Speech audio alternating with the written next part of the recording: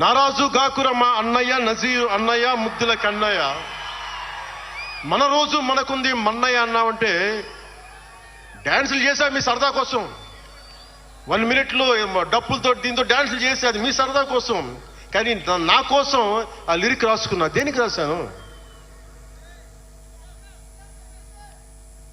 గుజరాత్లో ఆ మారణ హోమం జరిగితే దానికి చాలా మంది ముస్లింలు చనిపోతే బాధతోటి నా హృదయం స్పందించి మాస్టర్జీ అనే ఒక ప్రజా కవి చేత నేను రాయించాను ఆ పాట.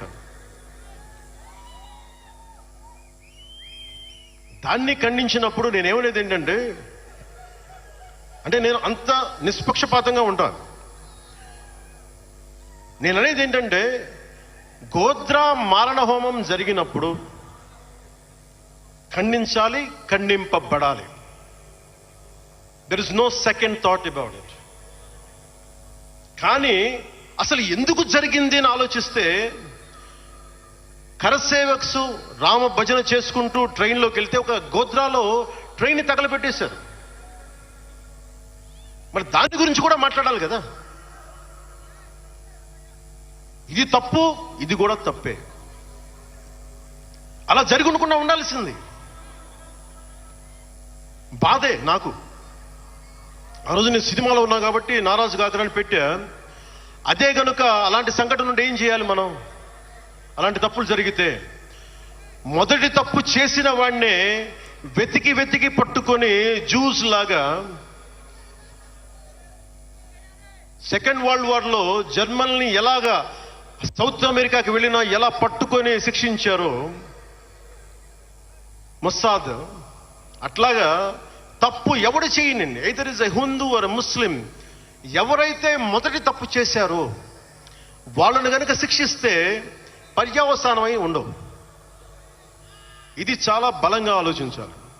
ఇవన్నీ ఎందుకు చెప్తున్నాను? ప్రతి ఒక్కరూ చాలా క్షుణ్ణంగా వినాలి. ఎందుకంటే భవిష్యత్తులో మీకు ఇవే పోరాటాలు. మీరు ఎమ్మెల్యేలు అయిపోయాం, మంత్రులు అయిపోయాం, అందరికీ కార్పొరేషన్ పదవులు వచ్చేసినాయి అంటే కాదు. ఇప్పుడు మనం వేసింది తొలి అడుగు మట్టుకే.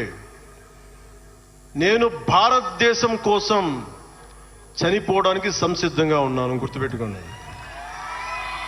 ఎందుకంటే నా ఇంటెన్సిటీ చాలా వైల్డ్గా ఉండదు. మాట్లాడితే సంస్కృతాన్ని తిడతారు, హిందీని మీరు రుద్దుతున్నారు, సౌత్లో దక్షిణాదిని అంటారు. అన్ని దేశ భాషలే కదా. మన తమిళనాడులో